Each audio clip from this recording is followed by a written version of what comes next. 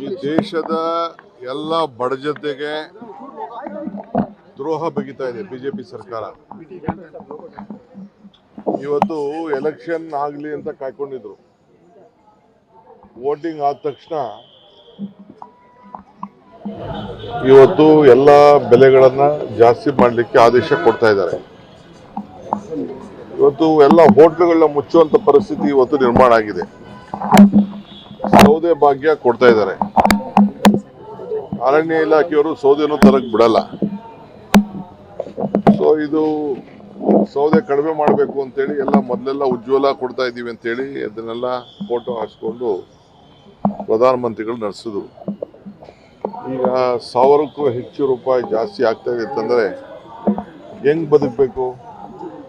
ಇದನ್ನ ಗಮನದಲ್ಲಿ ಇಟ್ಕೊಂಡೇ ನಾವು 5 ಗ್ಯಾರಂಟಿಯನ್ನ ಕೊಟ್ಟಿದ್ದು. ಸೊ ಇವತ್ತು ಸುಮಾರು ಎಲ್ಲ ನಮ್ಮ ರಾಜ್ಯದ ಸುಮಾರು 1.25 ಲಕ್ಷ ಜನರಿಗೆ ವಿವಿಧ ರೀತಿಯಲ್ಲಿ 1.5 ಕೋಟಿ ಜನರಿಗೆ ಕುಟುಂಬಗಳಿಗೆ 1.25 ಕೋಟಿ ಕುಟುಂಬಗಳಿಗೆ ವಿವಿಧ ರೀತಿಯಲ್ಲಿ ಅವ್ರಿಗೆಲ್ಲ ಸಹಾಯ ಮಾಡಂತ ಹೊರಟಿದ್ವಿ. ಈಗ ಮಾಡಿರೋದು ಖಂಡನೀಯ. ನಾವು ಹೋರಾಟವನ್ನು ಮುಂದುವರಿಸ್ತೇವೆ. ಬಿಜೆಪಿಯವರು ಅಶೋಕ್, ವಿಜೇಂದ್ರ, ಯಾರು ಬಿಜೆಪಿ ನಾಯಕರಿದ್ದಾರಲ್ಲ ಎಲ್ಲ ಬೊಗಳೆದಾಸರು. ಬರೀ ಖಾಲಿ ಮಾತು ಹೇಳೋದು, ಬರೀ ಟೀಕೆ ಮಾಡೋದು, ರಚನಾತ್ಮಕವಂತ ಕಾರ್ಯಕ್ರಮ ಇಲ್ಲ. ನಿಮಗೆ ಸಾಮಾನ್ಯ ಜನರ ಬಗ್ಗೆ ಏನಾದ್ರು ಆಸಕ್ತಿ ಇದ್ದರೆ, ನಂಬಿಕೆ ಇದ್ದರೆ, ವಿಶ್ವಾಸ ಇದ್ದರೆ, ಬಡ ಜನತೆ ಬಗ್ಗೆ ವಿಶ್ವಾಸ ಇದ್ದರೆ, ಇವತ್ತು ಕಾರ್ಮಿಕರ ಬಗ್ಗೆ ವಿಶ್ವಾಸ ಇತ್ತು ಅಂದರೆ, ಇವತ್ತು ಕಾರ್ಮಿಕರೇ ಅಲ್ವೇ ಈ ದೇಶವನ್ನು ಕಟ್ಟಿರೋರು, ಅವ್ರಿಗೆಲ್ಲ ಇವತ್ತು ಇಷ್ಟು ಎಫೆಕ್ಟ್ ಆಗ್ತಾ ಇದೆ. ಇವತ್ತು ಕಾರ್ಮಿಕ ದಿನಾಚರಣೆ ಆಚರಣೆ ಮಾಡ್ತಾ ಇದ್ದೀವಿ.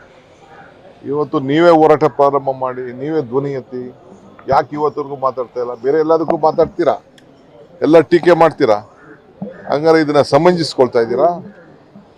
ಸೊ ಹೊರಗಡೆ ಯಾವ ದೇಶದವ್ರು ಕೂಡ ಅಕ್ಕಪಕ್ಕ ದೇಶದವ್ರ ಹತ್ರ ಒಳ್ಳೆ ಸಂಪರ್ಕ ಬಿಜೆಪಿ ಗೌರ್ಮೆಂಟ್ ಬಂದಮೇಲೆ ಯಾರ ಹತ್ರ ಕೂಡ ಇಂಟರ್ನ್ಯಾಷನಲ್ ರಿಲೇಷನ್ಶಿಪ್ಪು ಯಾವುದು ಕೂಡ ಪಕ್ಕದ ದೇಶಗಳ ಬಗ್ಗೆ ವಿಶ್ವಾಸ ನಿಮಗಿಲ್ಲ.